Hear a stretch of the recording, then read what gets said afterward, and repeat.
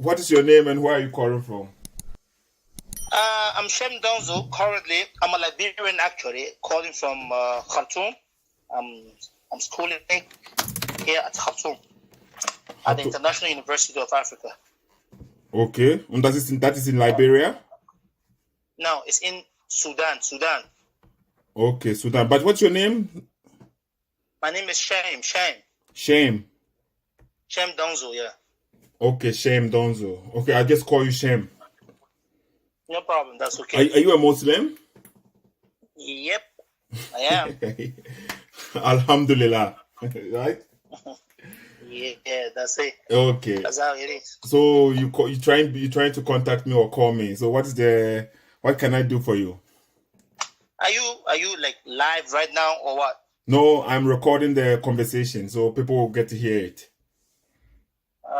Okay. But you want me to go live? No, it's okay like this. Record, no problem. Oh, okay. The conversation is being recorded. Every time anyone calls me, since I always do live program, but I can't always be live. So when somebody calls me like this, I have to record it so people will get to hear what the person says. Okay, no problem. Man. But right now, I don't have much time, so you have to be fast because I have to go to work. Ooh, like how? Like we can have like 40 minutes of chat. Okay, we can talk like for 40 minutes. I kind of like follow a couple of your videos posted regarding you and Baba Shuaib. Regarding you and Baba Shuaib. And as many people have also commented on Baba Shuaib video, his own contribution towards the religion.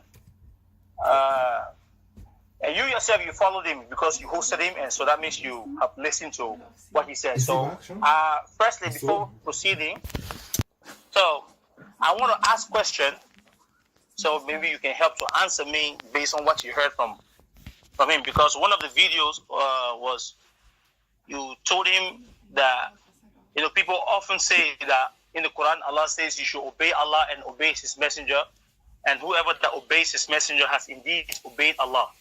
Right? Okay. Yeah. So I want to know, when people quote those verses, what has been the response that he gave to them? No, I want to know. Yeah, the response that he gives to them is Allah wants you to obey the message that he gave to the messenger. The message. So everything that the Muhammad says according to the message of Allah, you have to obey it. But what Muhammad says outside from the message of Allah, you don't have to say it, because the purpose of and the duty of Muhammad was sent as a messenger to bring a message from God to guide you. It wasn't Muhammad who was going to guide you. You see, because the Quran says it itself, the guidance of the people, it's not the responsibility of Muhammad. That says in the Quran, Surah Al-Baqarah. So the message from God, from Allah, is that what you Muslims should obey. And if you obey that message, you are obeying Allah. And if you disobey that message, you are disobeying Allah. You see, because Allah is the guidance, not Muhammad. Okay, so that means we can obey the message, but we should not we should not obey Muhammad now. Not his private life. So you see, Muhammad is not God. You see? No. There is no Muslim that can say or will say Muhammad is God. Okay, so and the guidance is with Allah.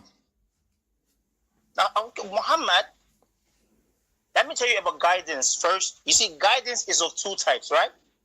We have a guidance that we call it hidayah. Hello? Shem? Dieses Gewaschen ist auf mal gekratzt. Hallo? Jetzt bist du da drin. Oh, so, I'm sorry someone was calling me. Okay, no problem. So you see, this guidance here is wherein a person can accept Islam, enter into Islam, accept the faith, accept the rulings, accept the legislations, the commands from Allah. No, you said wait, Chem. You said there were two type of guidance, and then somebody called you, so I couldn't hear it. Okay, we have what we call hidayah at-tawfiqiyya. This hidayah at-tawfiqiyya, it is a guidance that is from Allah directly. Something that Allah himself, when Allah says, Yahdi man yasha, that is, he guides whoever he wills. That means he makes whoever he wills to accept Islam, to accept the religion, the faith, to embrace it. True. The guidance of Muhammad, when we say the guidance of Muhammad, now in simple English, guidance means direction. Muhammad cannot make anybody to embrace Islam. Muhammad cannot make anybody hard to accept or to be accepted in Islam. If Muhammad was that kind of guidance, as you say, the hidayah tawfiqiyya, the one that we Muslims believe that is from Allah, if Muhammad had that power, his uncle that died as a non-believer, non-Muslim, would have embraced Islam, because he himself, he guided his uncle until on his bed.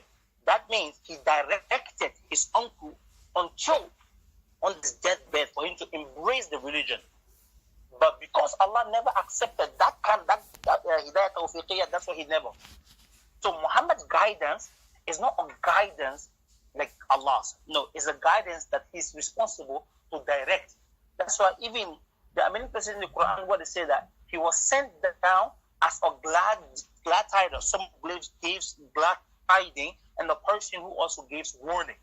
Yeah, I know, we know, Shem. The Quran says Muhammad was just a warner. He's just a warner. The Quran says that. No. So that's why in that place, his responsibility is to deliver the message. His responsibility is to inform the people, is to acknowledge the people. The people's responsibility was they had the right to obey or not to obey. Now, whether they obey or not, that is from the side of Allah. Okay. Not everybody that you invite into Islam will embrace it. So are you saying the guidance of Muhammad is just as your guidance? Because you can also go out and preach the guidance of Allah to people, and if they accept it, you have guided them too. So you have the guidance like Muhammad too, right? I am not like Muhammad. So Muhammad has a guidance and Allah has a guidance. I'm coming. My responsibility is to also to invite people, because even he himself, Muhammad Sallallahu told us that Ballighu anni, that we should spread the message that has been given to him. We should also spread it, even if it is a single proof or evidence or words or knowledge that you have regarding the religion. You should spread it. Okay, but the question is, we are speaking about guidance. We are speaking about guidance. But it's, Shem, wait, I want people to understand. We are speaking about guidance, and you said we have two types of guidance, and you mentioned some Arabic name which I cannot mention, but you made us know Allah has his own guidance, and that is the one who Allah can guide you or he can lead you astray. You see, that is the guidance from Allah. And then Muhammad has the guidance too as a messenger who is to deliver the message as a warner. So he is a warner or he is a guidance? I don't get it. Wait. A person or guidance, which is a noun form, or guidance, it means to direct somebody on the straight path. But you see, what about the Quran saying no, because the Quran said clearly, their guidance is not your responsibility. That is what the Quran is saying. Their guidance is not your responsibility, and it was referring to Muhammad. And you were saying, yet Muhammad has guidance. Okay, do you know what that means? I set a scenario for you. Their guidance is not your responsibility, as in the case of his uncle. No. He said their guidance, not your his guidance. Their. Wait. Their guidance. Let's understand the concept here, right? Their guidance. It means that whatever guidance for them to accept, for them to embrace, the guidance that is going to them, they're supposed to embrace, is not upon your shoulder, Muhammad Sallallahu. It's not upon. That's not your responsibility. But whose responsibility? It's the responsibility of Allah to guide whomever He wills. So we as human beings, the guidance is upon Allah, not upon nobody. It's upon Allah. Who told you that? You just said it. Okay, I'm coming now. Yes, I said that. That's true. But also in the Quran, Allah says, "Inna hadaynahu sabila, imma shakira wa imma kafura." That Allah Himself has made obvious and clear and plain the two paths. What are those two paths? either the person be grateful and embrace, accept the message of Allah that was given to Muhammad sallallahu, or he neglect it. When the person embraces the message, we remind him to continue doing the good works. When the person rejects the message, we call upon him, we direct him, we invite him. Okay. Yeah, Simo. Yeah, the network situation, you all know. We are waiting, okay, because this is interesting. Shem, sorry. The network went off again. I'm sorry. So as a still the network. Calling from Sudan, okay. Now, hello. Yeah, I'm here. I'm sorry. You a busy man, right? A little, but let me just put that pressure on the same. Okay, let me the one say. So. Okay, I'm waiting. We have a busy brother here. When Allah. Yeah, what Allah said, what?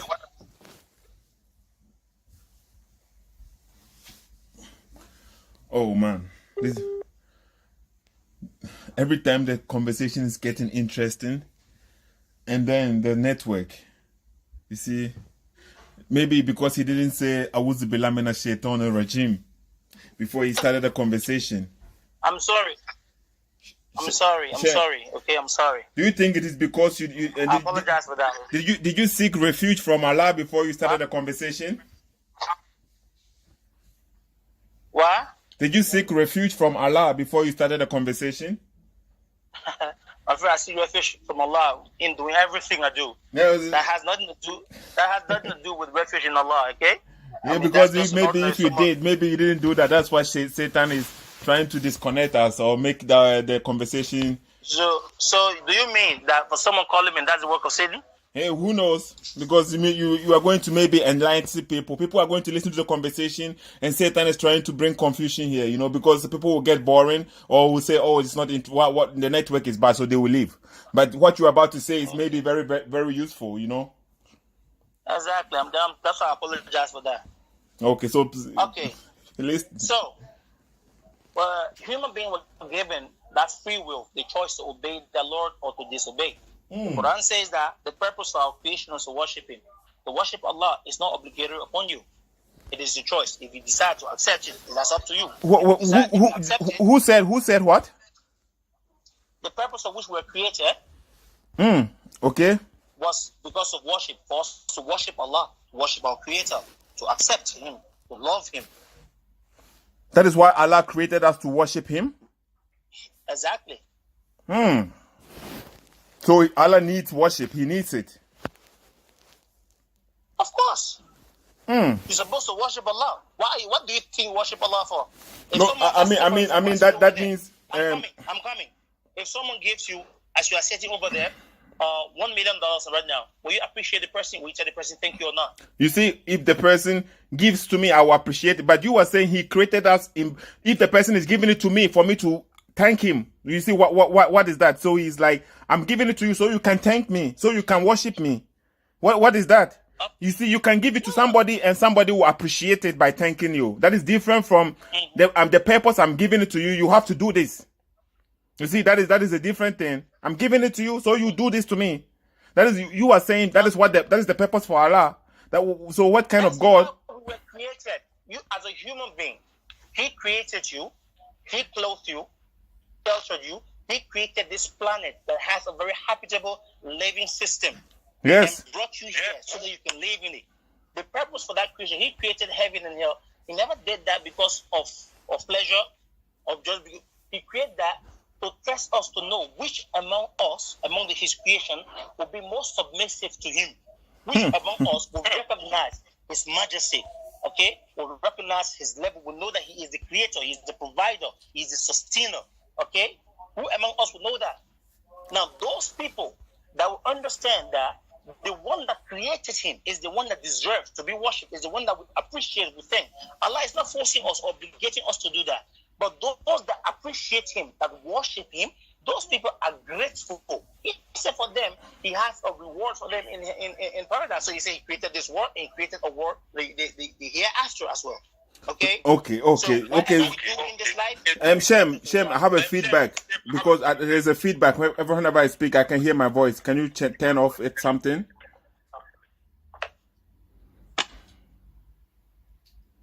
How about now? Yeah, I think it is. Now it's good. Now it's good. Okay. But you said many things. You know, according to the Quran, that is the purpose for your creation. Allah created you for you to worship Him. Do you believe in Hadith too? I believe in Hadith. Okay, yeah, so I believe in the Prophet Muhammad sallallahu alaihi wasallam. Okay, so good. So, do you believe in the Hadith that says, according to Muhammad, if you were not to commit sin, so Allah wants you to commit sin, Allah would sweep you out of existence and He would replace you by those who will commit sin and seek forgiveness from Him, Allah. Do you believe in that Hadith? Okay, I will quote an ayah in order to clarify that. Okay, because for me, I prefer when I want to see Hadith, I prefer reading the Arabic version rather than the English version, because an English does not explain exactly the Arabic. Okay, when it comes to religious matters. But even the Quran, it should be the last ayah in Surah Muhammad. وَإِن تَوَلَّوْا يَسْتَبْدِلْ قَوْمًا غَيْرَكُمْ ثُمَّ لَا يَكُونُوا أَمْثَالَكُمْ. The Quran says, the hadith which clarifies it, the Quran says, if you people refuse or reject or disobey, okay, or neglect, He can replaces you people, with another generation that won't be like you. So you mean Allah could have created human beings like robots just to obey Him? Are you saying like the angels are? Okay, using angels obey. No. This is just a question. You know, you are the student. You are the student. I'm just asking. You just made a statement. I'm asking. I'm not challenging. This was a question. So you said. I'm not challenging. That's what I'm trying to explain. You asked the question, and that's what I'm trying to explain. And part of my explanation, I told you that you cannot use the word robots. Robot has no free will. You cannot use the word angel. Angel has no free will.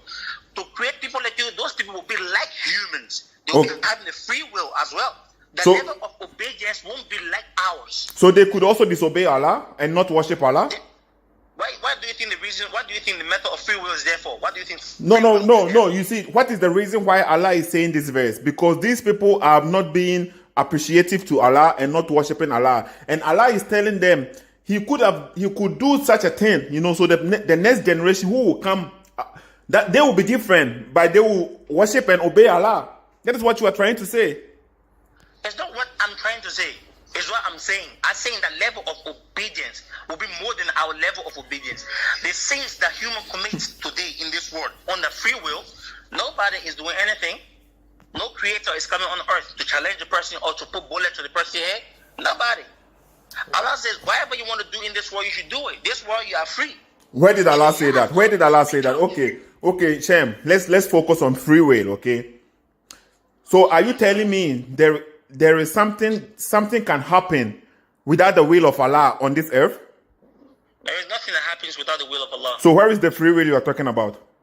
Good. So let me say here, Sethoo, okay? Mm-hmm. I tell you, you are going to a place, and they tell you that across this land, beware of mines or beware of dangerous animals.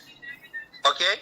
Now, when you cross that limit and go in front, are we supposed to blame the animals, or are we supposed to blame the person that put the sign there, or are we supposed to blame you that went there? You were supposed to blame me. Good. So, secondly, the constitution of the countries comes and clarify everything, what you should do and what you should not do. If a person look at the one that they are not supposed to do and they do it intentionally, and they get arrested and they're taken to the courtroom and they are judged, and then if they found guilty, they're taken to prison. Now, should we blame those that wrote the constitution? Should we blame the judge, or should we blame the person that committed the crime?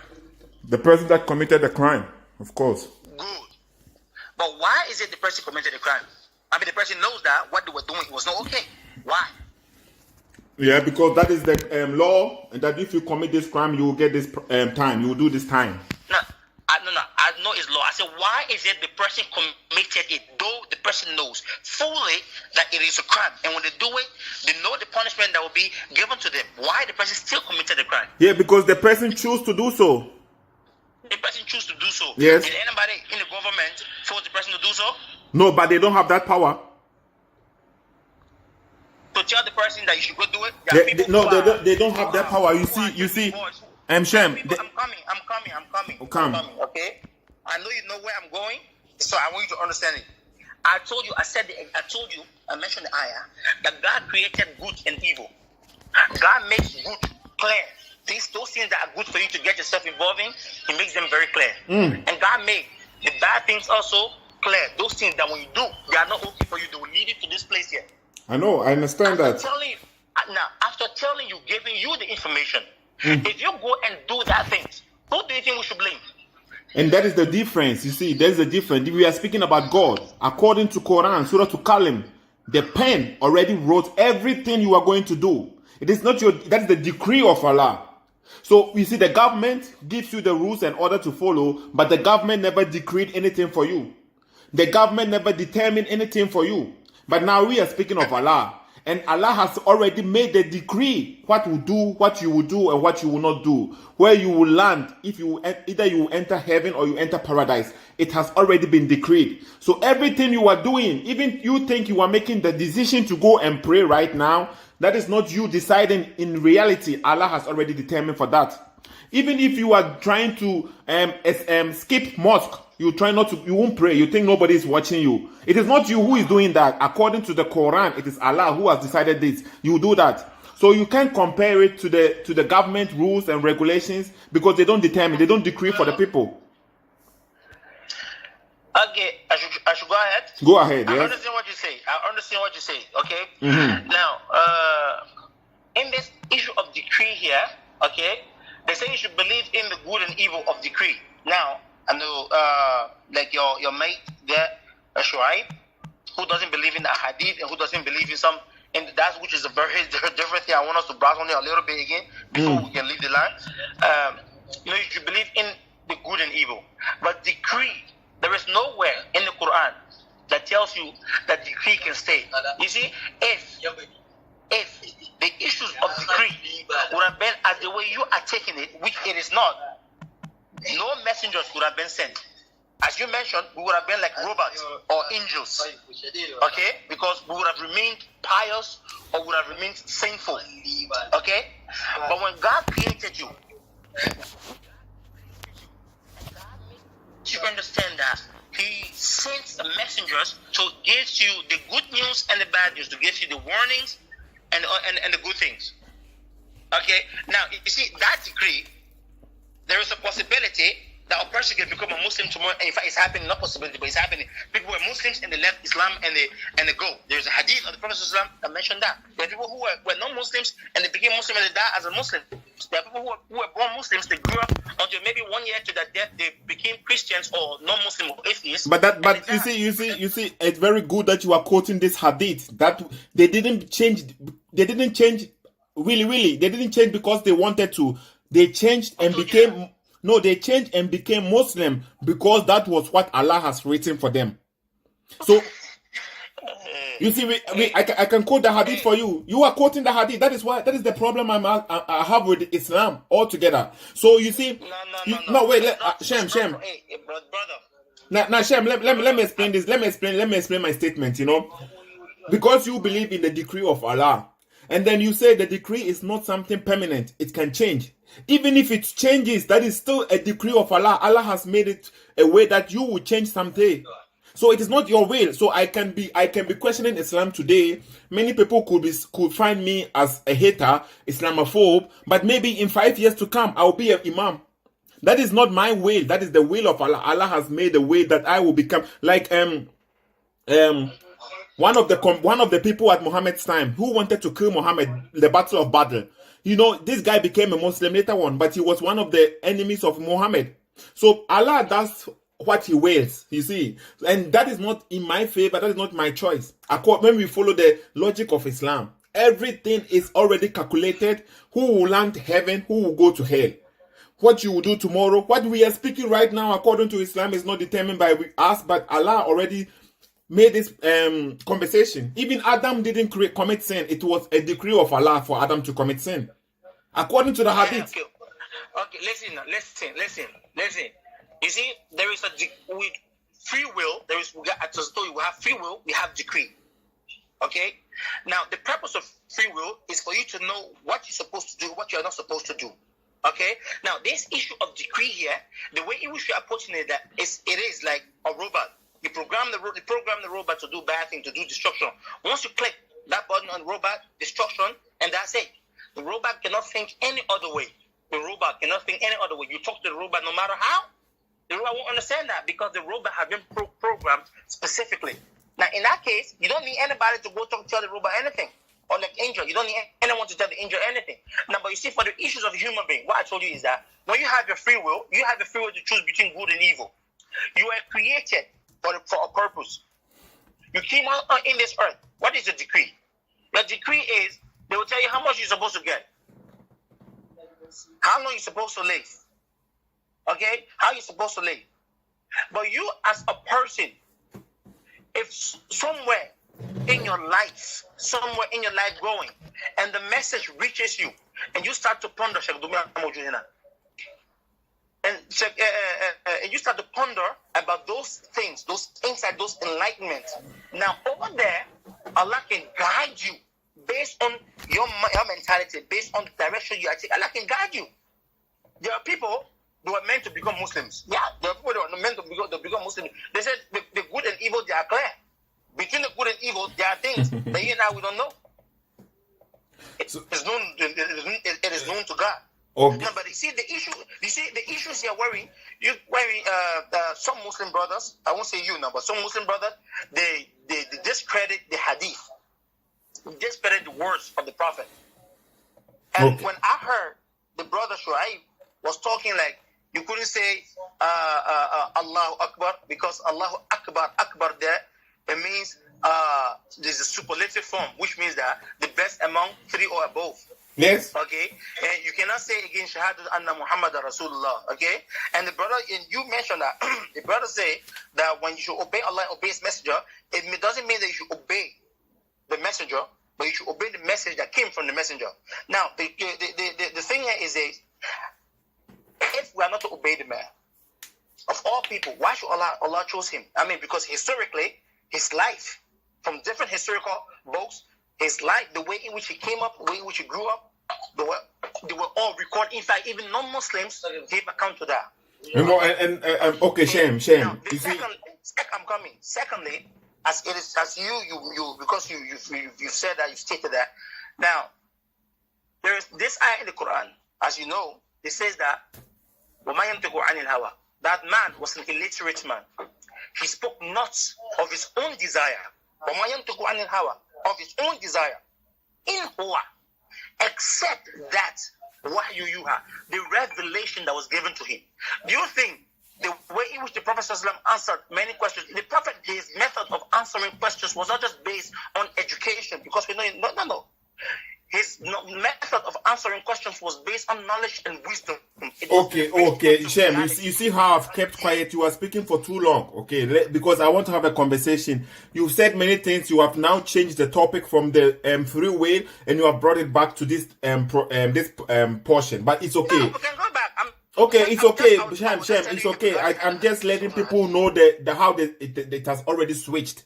But you just said, you quoted Quran chapter 53 that Muhammad doesn't speak on his own, but he speaks per inspiration, right? Mm-hmm. That is what you are saying, right? So everything Muhammad says is for inspiration. No, wait. That is what the Quran says. That is what the Quran says. Good. Thanks for correcting me. So, and then I was telling you, you see, the Quran, Muhammad has is a person who has a duty of a messenger and a prophet, and then the messenger the message that he is bringing from his God, that is what you should follow. But Muhammad, that is according to Baba Shuaib, he is giving this logic, okay? So if let's say it is true what you are saying, Muhammad doesn't speak on his own, and he does everything per Allah. Why will Allah ask Muhammad to ask forgiveness? What? Why will Allah ask Muhammad to ask forgiveness? Because Muhammad is a person. Okay, but you see, he doesn't act on his own. You just said that. So he's acting according to the will of Allah, according to what Allah says. So are you saying Allah is a sinner? Just give me the logic. I want to understand. Well, Allah cannot ask Muhammad for forgiveness. Muhammad asks. No, Allah is asking. Allah is telling Muhammad should ask for forgiveness. You see, Allah is telling Muhammad, ask for forgiveness because Muhammad is a sinner. You know, it says, ask forgiveness for your sin, So according to the Quran, just like you said, you are not saying, the Quran is saying. Now I am saying the Quran is also telling us. Allah is telling Muhammad, and you are telling Muhammad to ask forgiveness for his sin. At the same time, you are telling me, Allah is saying Muhammad doesn't speak on his own. So are you saying Allah is giving Muhammad information for Muhammad to be a sinner, and then he will tell Muhammad to ask forgiveness for his sin? I want to answer. Good. Now, Allah telling Muhammad to ask him for forgiveness. Okay? Now, one, Muhammad is a role model for Muslims. Two, Muhammad is not a purest person that is free from all fallacy. Muhammad is not. Now, people can commit sins with their mind. People can commit sins what you think. Somehow you may talk to someone in a way that doesn't go well with the person. That can be a sin. Okay? Even crushing on an animal, killing an animal that does no wrong to you, it can be a sin. Now, in our daily life, the Quran urges us, not just Muhammad, urges us, human beings in general, that we should ask Allah for forgiveness. You can ask Allah during the night. You can ask Allah during the morning. You can ask Allah while standing praying. When Allah tells Muhammad to ask him for forgiveness, this was to tell Muhammad that Muhammad is just a man. He's no more than the messenger. But he has no other. I'm coming. Muhammad is not like Jesus Christ as is considered in Christianity, okay, who is free from all faults, everything, or who is a God. But Shem, in Islam, Shem. As a servant, your responsibility is to submit, is to humble yourself to your Creator. Asking someone for forgiveness is a means of acknowledging that you also submitting yourself to the person's forgiveness, and that person is the one who can bless and guide you. Okay, but Shem, because forgiveness is an act of no, Shem, you see, the Quran, Allah is speaking, and words has meaning. Allah is commanding Muhammad to ask forgiveness. Wait, Allah is commanding Muhammad to ask forgiveness, and you are trying to say there was no forgiveness of Muhammad. There was nothing there, but you see. Who told you? I don't know. I didn't say there was no forgiveness for Muhammad. Okay, so when Allah was saying Muhammad should ask for forgiveness, when Allah was asking Muhammad to ask for forgiveness, that means Allah knew what he was saying. He knows Muhammad is a sinner, and Muhammad needs forgiveness for his sin, so Muhammad should do so. And then second of all, and then you said Jesus as like you brought Jesus in the conversation right now. But in Islam too, Jesus is a pure son. Jesus never committed any sin. Allah never asked Jesus to ask forgiveness for nowhere. Even Allah was willing to let all the other prophets die in the hands of the Jews, including Muhammad, according to the Hadith. Except for Jesus, Allah took Jesus to himself. He never allowed Jesus to get killed by the Jews. So you see, Jesus is totally different. Even in Islam, he has a different. No. I don't want you to twist it. Let me tell you, I'm very straight, brother. I am very, very, very straight. Me too. Now, I don't want us to get into the issue of Christianity, Islam business. No. We are speaking about Isa. You brought it in. You brought it in, and now you are saying you don't want to bring it in. Brother, hello. Yeah, I'm here. Good. In Islam, we believe Jesus never died. But Muhammad is dead, right? What? But Muhammad is ascended, yes. And Moses is dead. You see, wait. You never believe Jesus died. Jesus is alive right now. He's alive. But all the other prophets, 124,000 prophets that came, or messenger that came from Allah, it's left with only one who is still alive today. What is the reason? everybody came on earth for a specific period of time. And every messengers, like Muhammad, Isa, Jesus, Moses, Jonah, every one of them came to spread a message, to give the message for a specific period of time. Once that time over is the expiration, that means you have to go. Now, every living thing in this world here will taste death, whether you like it or not. Like Jesus Christ, in Islamic doctrine, we believe that Jesus Christ will come back at the end time. We believe that Jesus Christ will convey his message and complete his message. And we believe that Jesus Christ's soul will depart from his body. So how then is Muhammad the last messenger? If Jesus is not dead and he will come back again to deliver message, how is Muhammad the last messenger? Good. Because Jesus Christ never completed the message that he was sent to complete. When Muhammad came, he says that I came to complete the mission, the operation of those people that came before me, of those great people that came before me. And those great people, you have Jesus among them. Shem, did you say complete? Did you use the word complete? Did you use the word complete? I said complete. Yeah, but you said Muhammad came to complete. You just said complete, but you were saying Jesus is coming back because he didn't complete his message. So what is Muhammad completing if Jesus is coming back? Good. You see, in the act of worship, the way we worship today and the way those people worship those days were different. The way we fast today, the way people fast those days were different. What do you mean those days? Who is those days? Who is those days? I'm coming. No, but I want clarification. What is those days? You mean Muhammad's time? No. Those messengers and prophets that came before Muhammad. That's what I'm talking about. Oh, okay. Okay. During those days, the people that came with one message, that is to say, you bear witness that there is no God worthy of worship or deserve to be worshipped but Allah. You know what I'm saying? But nobody came with that. Nobody came with such a message. Nobody said this statement.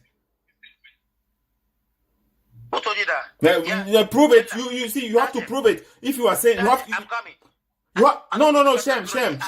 You have to prove it from you have to prove it from the books that came before. That is the message they brought. So we can see it. But you can't use the Quran that came 600 years later telling us that is the message they brought. How do we know that?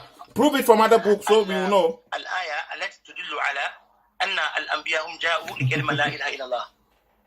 That is Quran, right? That is the Quran. And now we have to prove. You see, the Quran, it came 600 years later after Jesus left. So if the message that Jesus brought was that message you are talking about, you have to prove it to us in the book of Jesus.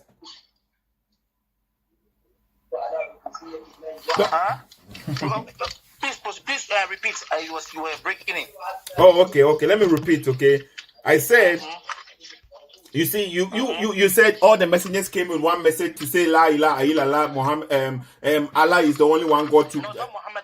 They came to bear with this that there was no one deserved to be worshipped but Allah. Okay. And then that is what I say. You have to prove it to us from the books that they brought. That is the message they brought. Because when we check the according to Christianity, the books that they have from Jesus, the message that Jesus gave, Jesus was speaking to a father, and Jesus was identified as a son, and Jesus was preaching to baptize. You see, this is the message Jesus gave according to the book they have. This is totally different from Islam. You don't baptize as a Muslim. Muhammad never even talked about baptism. So how do you know? How do we say they came with the same message? Muhammad never said. Allah said he don't have a son. Allah don't call 99 names of Allah. None of them is called the Father. So how do we know they brought the same message? They're even coming from the same God. You see the difference? So don't try to tell us the messengers came with all one message. No, it is not like that, because the message of Jesus is totally different from one from Muhammad. Mike is yours.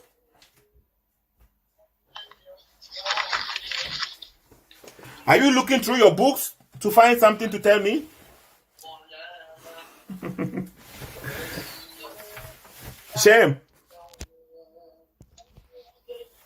Shem, focus. Are you looking through your books, Shem? Zakanai, did you watch Zakanai videos and wrote some things down? Hello? Shem, can you hear me? Hello? Yeah, can you hear me? Yeah, you muted the call. Ah, okay. My bad. Sorry, I didn't recognize that. So did you hear what I said? No, repeat. No, I said you keep on saying the messengers came with the same message, but according to the Bible, the message from Jesus was always speaking to a father. Jesus never said Jesus was speaking to a father. Allah is not a father. The Quran says Allah cannot have a son. Okay, how can I have a son if I don't have a wife? That is what Allah is saying in the Quran. Jesus was preaching to baptize. You have to baptize in the name of the Son, the Father, and the Holy Spirit. That is in the Bible. That is the message of Jesus. Jesus is identified as the Son. You see, so all these things prove to us the message that you are claiming they came with the same message is not true, because that is not what the Bible is saying. Okay, wait now. I'm coming. When Jesus Christ was talking about God, because even the Old Testament, it makes mention of it, wherein it emphasizes on many places talking about the oneness of God. Yeah. The similar thing like the similar thing like the also the la ilaha illallah kalimat shahada. Okay, we were talking about the oneness of God. The kalimat shahada is not upon anything other to prove that God is one. Yes, and the Christians. Okay, right? You know that, right? I know that, but yes, but you see, the oneness of God is in. I'm coming because even when Baba Shu'aib was talking about say Allah Akbar, it means nothing and nothing. Even in the Bible, in the Quran, God made emphasis of gods. God told people that whatever thing you take as a worshipper or as a God to worship other than me, it's not. It can never be accepted. Now that's the same thing of the Shahada. There is nothing on earth that will be like me. There is nothing on earth other than me that you should worship. For example, in the Bible, in the book of Psalm, if I'm not mistaken, 89 verse 6, by the way, it says that for who in the heaven can be compared unto the Lord? Who among the sons of the mighty can be likened? Among the sons of the mighty can be likened unto the Lord. Even Jeremiah 10, 6-7 says, for as much as there is none like unto thee, for as much as there is none like unto thee, which is la ilaha illallah. None like unto you, God. You understand? There is not the emphasis or the emphasis here is there is no one like God, which is the same thing that message before Jesus Christ. Yeah, but that is not the only. You see, Shem. I understand what you are trying to say. Throughout the Bible, the Old Testament, the New Testament, it testifies there is only one God.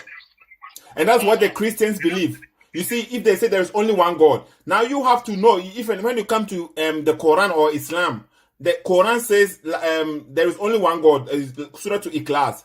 But the Quran said God is one. So one in what sense? You see, we are one nation. Ghana is a nation. It's one nation, but in what sense? It's we are many Ghanaians in there. So now in the Bible. Now let me finish. When you were speaking, I keep quiet, okay? So the thing is for you to say God is one. Yes, that is what the Christians believe. But you don't know what makes up a God. You don't know what makes up a God. That you see what I'm trying to say? You in Islam, you don't know. When you come to the Quran, Allah says he has a shin. The day he will bear his shin. So we know Allah has a shin. And then Quran also says, Allah said he created Adam with his hands. So we can say, he said, I created you with my hands. And you, Iblis, you don't want to prostrate. So Allah has a hands. You see? So, but Allah is one. So in what sense? You want me to answer or you want to proceed? Yeah, I want you to answer. So you see, even the Christians believe in one God. They believe in one God. They don't believe in three gods like the Muslims say.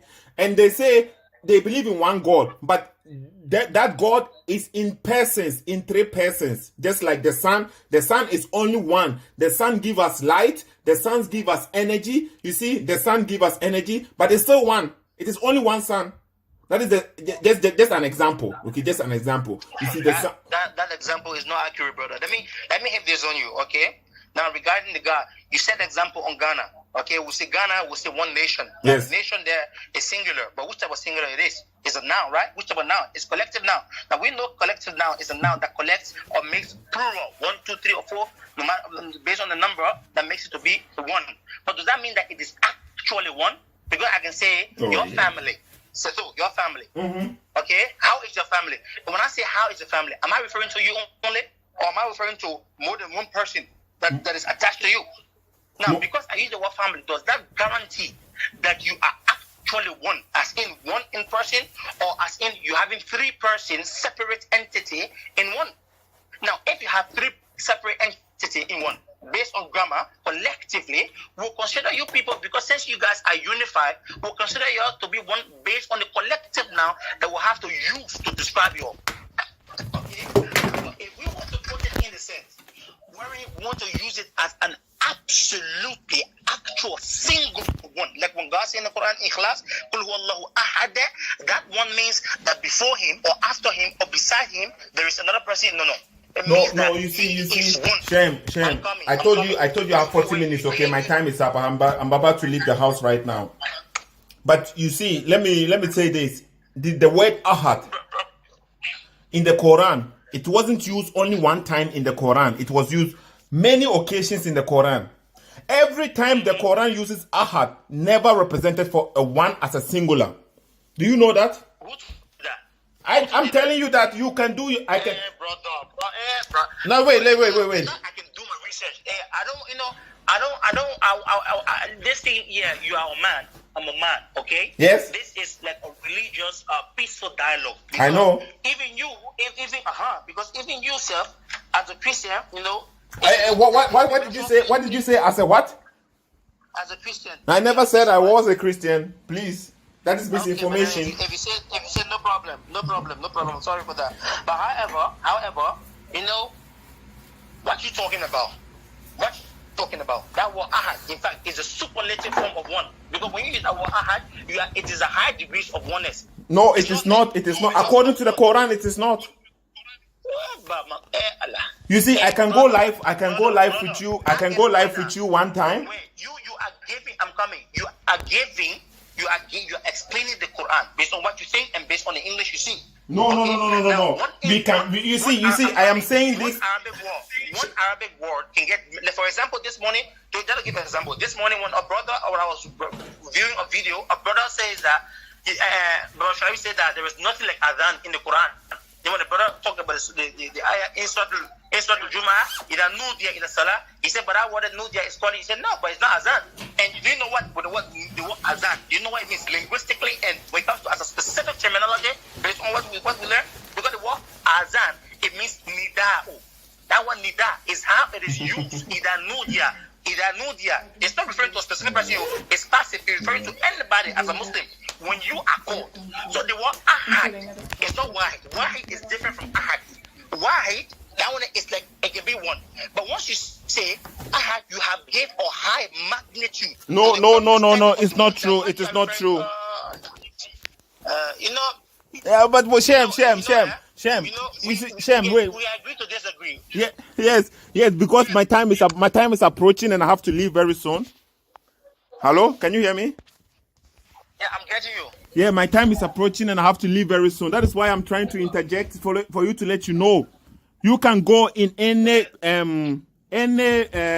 Quran app and copy the word ahad in Surah to Ikhlas. Just copy the word ahad and do it a search. Put it in a search engine and look for it. How many times it's in the Quran and look for the explanation. Every time Allah uses ahad, it means one of. I'm telling you, I have a commentary of the Quran beside me, brother. I have read that thing not once, not twice, not thrice. In the very same surah, it says lam yalid wa lam. Okay, why is it the Quran says lam yalid that lam yalid wa lam yulad, that he cannot beget, nor was he begotten? And there is nobody that can be compared unto him or that can be equal unto him. Why? Because those places they give an absolute indication that the ahad that is talking about, no matter how you turn it, nobody should be attached or ascribed to him. And one of the things, the greatest sin in Islam is for you to ascribe anything or anyone as part of to worshiping. Then you will say, I am telling you, it's an Arabic word. I know the raw word. I know the roots of the word, brother. That's what I'm telling you. Okay, I gave you wahid, I gave you ahad. Okay, when you use the word ahad, I'm telling you, it's a superlative case. It's not like it's not like a common case. It's like a superlative case. When you use the word ahad, that means above it there is nothing. Because God, Allah had the power to say that you should tell him that Allah is wahid, not ahad. It's wahid, one. That one in the Arabic, the degree for the words in the theory is weak. It is very, very, that one is one, no, but that one in ascribing it to Allah is weak. You cannot use it. Similarly, you cannot say, when in worship, when you say Allahu Akbar, Allah is the greatest, you are not using it to make a comparison unto people. But people are ascribing partners or using other things as a worship to Allah. So that's why he said, among all the gods that you are ascribing to me, I am the greatest. Because we say anything you bow to, you pray to, that thing has become a god. Anything. The God, and that God there is a desire to worship it. You are free to worship it. A Muslim can worship an idol, can still be praying at the same time. It's based on the person's desire. In Islam, it is forbidden. Completely, it is forbidden. But the person that is worshiping idol and worshiping Islam, the person is taking two things to be the gods. So okay, Shem. You see, I've kept quiet. So how come when the Muslims are praying and they are praying for Muhammad, are they worshiping Muhammad? Have they taken Muhammad as God? No. When they're saying Shahada, when they are saying Shahada and they have to attach Muhammad to the words of Allah, are they idolizing Muhammad? Good. You want me to answer? I should answer that? No, you don't have to answer that. I have to go now. Okay, but the point is, okay, because I let you spoke, I'm changing my clothes because I have to go. The word ahad doesn't mean one as a singular. It is a unification, just like Tawheed is. Tawheed is not one. It is like a unification of oneness. In the Bible, there is a similar word. In the Bible, there is a similar word like that. Okay, which Hello. Yeah. There was some noise there. Okay. Shem, I have to go now. My time is up. Okay, I have to go, and then we can continue this next time. But we will do this maybe live, and then we will copy the word ahad, and then we will search it in the Quran itself, and we will see how many times Allah uses that word, and then we will know if Allah means ahad means one. Only at Surah to Ikhlas that Allah that they translate as one. All the other places, ahad is translated as one of. Many more. Something like a plural. Okay. So just let's end it here, and then we will continue next time. Okay. No problem. We'll continue next time. Okay. Thank you. Perhaps tomorrow if you have any time, the best time you get, you just text me the time, so we can do the live. Okay. Now, okay. I can't promise if tomorrow is possible, but I will see. Okay. No problem. Okay. Bye. Okay, it's here for my time or so. Okay, my time is up. I have to go now, so I can't even do a wrap up. Okay, thanks for listening. Please share and then invite people for knowledge. Okay, we have to learn together. Bye.